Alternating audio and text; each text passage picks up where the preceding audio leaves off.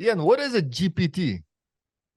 Okay, well, obviously GPT is the generic term for all this sort of open AI and other large language models access. But actually, what we're talking about is custom GPTs. So something that OpenAI launched a week and a bit ago was the ability for you to build a custom GPT. So think of it as a sort of quite a narrowly scoped helper that has your knowledge on it and your custom instructions. So you could build one, and if you are on the Plus program for OpenAI, you can build a GPT, and they could be public, so you can make it available so anyone can access them, or it could be private as just a private helper for you to do things. And the important thing about these GPTs is that you can provide specific knowledge and specific instructions rather than just using OpenAI's large language models' knowledge of the world. And that way you can actually make the results a lot more accurate, fewer hallucinations, because really it's only building it off the information that you've given it. You mentioned something about the Plus program. What is the Plus program? Well, so if you pay for OpenAI's ChatGPT program at $20 per year, that enables you to go and generate or create the custom GPTs. But also you can only use a custom GPT if you're on that program. So now, obviously you can still continue to use the free program, but you can't access any of the custom GPTs. And I saw on LinkedIn that you've created some GPTs. Yes, I've created a number of helpers. I've created some which are publicly available. So, and I've created several that we actually use internally to make as productivity enhancers internally. Yeah, exactly. I mean, I can show you them if that would be useful. Yes, please show us. So I've actually created a little application called gpt.cloud, which actually enables me to list all these custom GPTs. So anyone can add them to this list, but it's just an easy way of finding them. So let's look at this one here, AI for org management. So let's go and open it. So I'm now opening it. This is inside ChatGPT. This is the custom GPT. It helps you guide professionals using AI for org management. Okay, so you can just ask it questions just the ordinary way that you would use ChatGPT. But what makes this a custom GPT and different is let me just go and edit it so you can see behind the scenes. It has a name, it has the description that you can see on the right, but I've now given it specific instructions on how I want it to behave. Mm-hmm. I've given it a few, say, conversation starters. These are the 3 or 4 prompts that are at the bottom. But also look here, I can give it knowledge. So I've given it specific information, PDFs, they could be video files, they could be text files, CSV files. Or if I wanted to, I could actually, in this area, I could go and create an API link back to some back-end content. So what we're doing is we're using the large language model's ability to reason, but we're actually getting it to reason based off some core content rather than just expecting it to know from its large language model everything about the internet. So a couple of things here. One is you need to make these GPTs quite narrow in scope. There's no point saying, here's a Salesforce one, because you can't possibly give it all the information about Salesforce. So this one's quite specific. How would you use AI for managing an org? So that content is all related to that, and the prompts are related to that. So let's go back to, these are not all mine. I've created some, but some of these, like this one here from Vernon Keenan, Salesforce DevOps Net. So he's an analyst who's got a ton of knowledge about Salesforce DevOps. He has built this custom GPT, which has got access to all the things he's written, the books he's written, the blogs, any of his back-end research. So you can now answer some questions. Oh, I see. Okay, so these are public-facing GPTs. Okay, so these are ones that people have chosen to publish. All right, so go back here to this GPT. And when I edit it, you can see here, I can choose to publish it and make it public, or not make it public, but anyone with a link can go and find it. So think of that as a private GPT. Okay, so we've created make it public. if you make it public, though, only people with the Plus subscription can use it, or anybody can use it? Even if it's whether it's public or private, you have to have the Plus subscription. Okay. But the point is, if it's public, then people can search for it, and if it's to do with Salesforce, then we'd add it to this directory of GPTs that I'm creating. If it's private, only people with the link can use it, then that's ones that we've built for our own internal use. So let me just show you what an internal one would look like. So we've got this idea of my private GPTs, and I've got one here that is a case study composer. So let's just have a look at that. So this is for internal use for our marketing team. Just edit this one.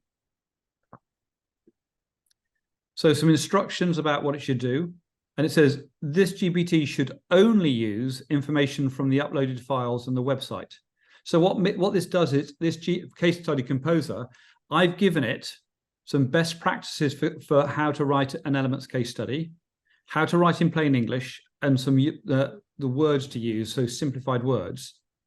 And we've got these instructions. And that PDF is quite long because it explains how a case study, the structure, the tone of voice, how I want things to be phrased, not using bullet points.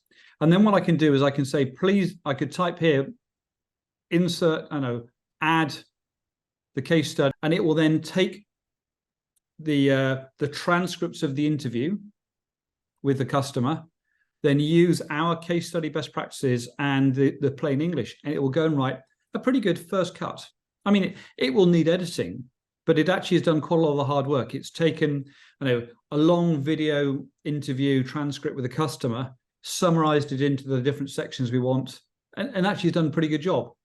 So there is an idea of a GPT which is using a specific structure, very narrow scope, doing a ton of work for us.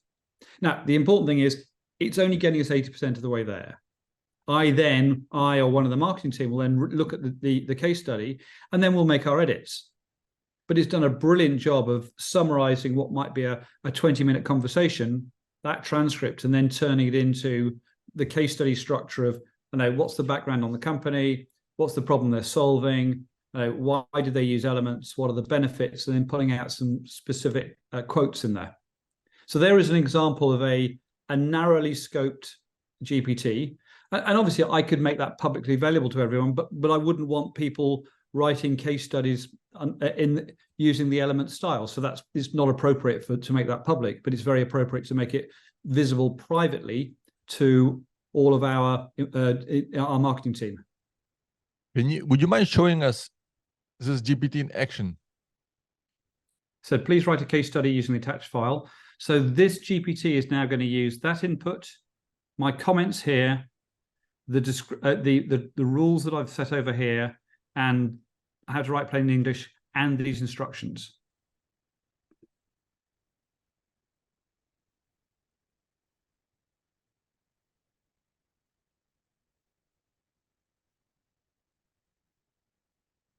Now, one of the things that's happening here is I know that it's not going out to the large language model and making stuff up, because I've asked it only to refer to the transcripts of the interview with the customer and our principles.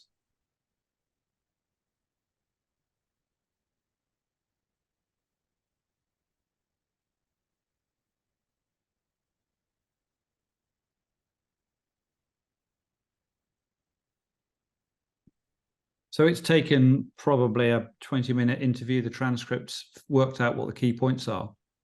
Wow. And it's taken a while for me to coach and train this. And every time I've actually discovered how to improve it, I've put it back into this document called Case Study Best Practices in terms of its coaching. What if we give the same prompt to just a regular ChatGPT? That's a great question.